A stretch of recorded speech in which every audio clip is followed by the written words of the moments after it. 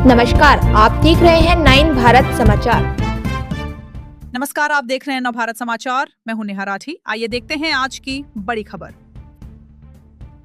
बिजनौर के नेहटौर में बुनकर मजदूर विकास समिति के सम्मेलन में पहुंचे सुहेल देव भारतीय समाज पार्टी के राष्ट्रीय मुख्य महासचिव डॉक्टर अरविंद राजभर ने बुनकर समाज की बदहाली पर चिंता व्यक्त की। उन्होंने बुनकरों को आर्थिक रूप से सशक्त बनाने का मंत्र दिया और बुनकरों को लोन लेने की प्रक्रिया और सरकार की मंशा के बारे में विस्तार से अवगत कराया तथा मदरसों की शिक्षा व्यवस्था को लेकर एक बड़ा विजन पेश किया।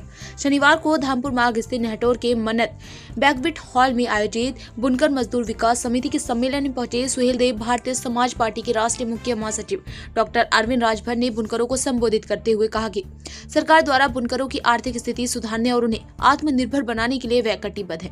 उन्होंने बुनकरों को लोन लेने की प्रक्रिया और सरकार की मंशा के बारे में विस्तार से अवगत कराया। उन्होंने बुनकरों को मजबूत करने के लिए 75% सब्सिडी के साथ 60 लाख रुपए तक का लोन व प्रतिवर्ष 2 लाख रुपए की प्रोत्साहन राशि देने की बात कही, जिससे बुनकर समाज अपना व्यापार बढ़ाकर आगे बढ़े। उन्होंने बुनकरों की समस्याओं को विधानसभा में मुख्यमंत्री के समक्ष रखकर समाधान कराने का आश्वासन दिया तथा हज यात्रियों के लिए अधिकतम सब्सिडी देने व मदरसों को बोर्डों व यूनिवर्सिटियों से जोड़कर मदरसे में अच्छी शिक्षा देने की बात कही, जिससे मदरसे में पढ़ने वाले बच्चों को अच्छी शिक्षा के साथ साथ अच्छी नौकरी भी मिल सके। इससे पहले कि देर हो जाए तो बातों पहले कि देर हो जाए एक हो जाए हम सभी मौला ऐसा कुछ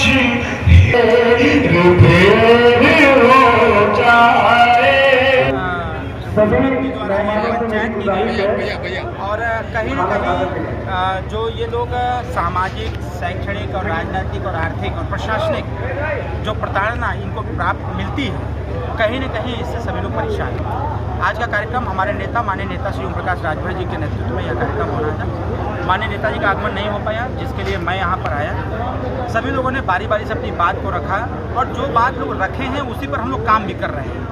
चूँकि नेताजी के पास अल्पसंख्यक कल्याण, मुस्लिम वक्फ बोर्ड का विभाग नेताजी के पास है, इसलिए इनसे जुड़े हुए वो सारी समस्याओं का समाधान हम लोग करने के लिए लगे हुए हैं। कहीं न कहीं इनकी जो बिजली बिल की जो समस्या है, इस पर लंबे समय से हम लोग काम भी कर रहे हैं और प्रयास हम लोग का ये है कि जैसे अभी सरकार ने पूंजीपतियों का कर्जा माफ़ किया, वैसे बुनकरों का बिजली बिल माफ़ करके इनको उस बिजली बिल के बोझ से मुक्त करें।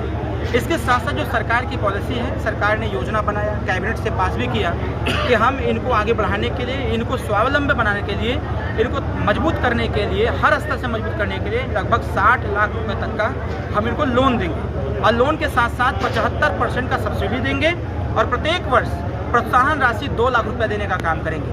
सरकार का यह फैसला इनके पक्ष में है, लेकिन अवेयरनेस की कमी है, जागरूकता की कमी है। लोग अपना बिजनेस, अपना पैसा लगा के करने का काम करते हैं। आज माननीय मंत्री जी के निर्देश पर हमने इस चीज़ को जिक्र किया।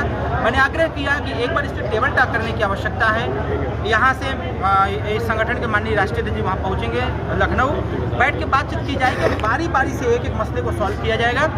आवश्यकता पड़ेगी तो माननीय मुख्यमंत्री के सामने इनको पेश किया जाएगा। ये अपनी बात स्वतः मुख्यमंत्री जी से कहें, हमसे कहेंगे और हम तो इनके सूत्रधार होंगे कि बुनकर समाज का नेतृत्व करते हैं, तो इनके नेतृत्व करने की क्षमता है तो अपनी बात रखें मुख्यमंत्री जी के सामने और इनकी समस्याओं का समाधान कराने का पूरा प्रबंध और प्रयास किया जाए। पहली बात।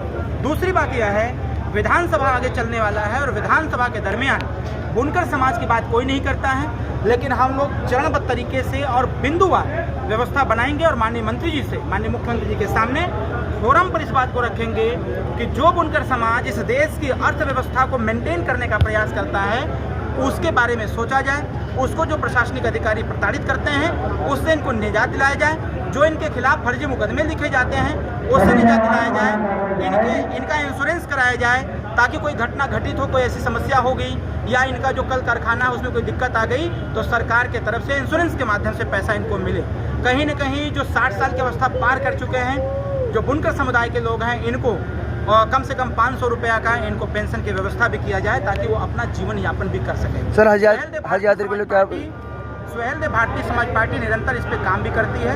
आने वाले समयों में आप सबको दिखेगा, अगर यह बुनकर समाज एक्टिव रहा, नेताजी के प्रति समर्पण की भावना रखा मैं ये नहीं कहता कि वोट के लिए, अपने काम के लिए, वोट के लिए मैं नहीं कह रहा, अपने काम के लिए वोट जहाँ देते होते हैं उससे हमसे कोनो मतलब नहीं है, लेकिन इनके काम के लिए अगर ये सक्रिय रहे तो मैं यह जरूर विश्वास दिलाता हूँ कि आने वाले समयों में 1 by 1 बुनकर समाज की समस्याओं का समाधान किया जाए। बहुत बढ़िया, बहुत अच्छी बात। सर हज यात्रियों क्या कहना चाहते हैं इस बारे में? हाँ, हज की व्यवस्था आई है, जैसा कि विभाग अपने पास है, बाबूजी व्यवस्था बना रहे हैं कि मैक्सिमम सब्सिडी कराया जाए, लेकिन एक तर्क हमने बाबूजी को दिया था कि भगवान के दर्शन करने जाने हो उसमें पैसा देके जाना हो, ये ठीक नहीं है, इसलिए हज पर जाने वाले लोगों का रजिस्ट्रेशन हो और सारी चीज़ें जो प्रक्रिया होती है वो करके सरकार की तरफ से पैसा दिया जाए ताकि ये हज कर सके, जा सकें, घूम के आ सके वहाँ से, ताकि एक समाज में अच्छा मैसेज है, सकारात्मक प्रभाव। सर एक आखिरी सवाल है, स्मार्ट मीटर से जनता परेशान है ज़्यादा बिल के लिए? हम परेशान है नहीं, स्मार्ट मीटर से हम परेशान है, हाँ सभी परेशान हैं, हम भी हैं, तो क्या कहना चाहिए इस बारे में? इस पे विरोधी हम भी हैं। परसों नरसों से ये बात आई थी, लेकिन बोला गया उसमें, अब बोलने का परिणाम क्या निकला कि इस पर रोक लग गई कि स्मार्ट मीटर नहीं लगेगा। आने वाले समयों में देखिए, स्मार्ट मीटर लगाने से पहले स्मार्ट बनना पड़ेगा, ठीक ना, और स्मार्ट बनने के लिए सारी व्यवस्थाएं, आप तो सर पहले से स्मार्ट सारी व्यवस्थाएं एक गरीब को प्रोवाइड कराना पड़ेगा ताकि गरीब चिंता ना करे, वो चिंतन कर सके अपने बच्चों के विकास को लेकर। Thank you. सर शिक्षा के बारे में थोड़ा बताएंगे, शिक्षा के बारे में थोड़ा सा? देखिए, मदरसों पर जैसा प्रश्न खड़ा हुआ कि मदरसों में जो बच्चे हैं उनको अच्छी शिक्षा कैसे मिलेगी। देखिए, मदरसे अभी तक किसी भी ऐसे जुड़े नहीं थे आयोग वगैरह से, यूपी बोर्ड से, बोर्डों से नहीं जुड़ा था, लेकिन बाबूजी का यह प्रयास है कि समस्त मदरसों को, जो मदरसे जिस स्थिति में हैं उसको जोड़ा जाए, बोर्डों के साथ जोड़ा जाए, यूनिवर्सिटियों के साथ जोड़ा जाए, ताकि जो मदरसों में पढ़ने वाले बच्चे हैं उनको अच्छी शिक्षा मिल सके।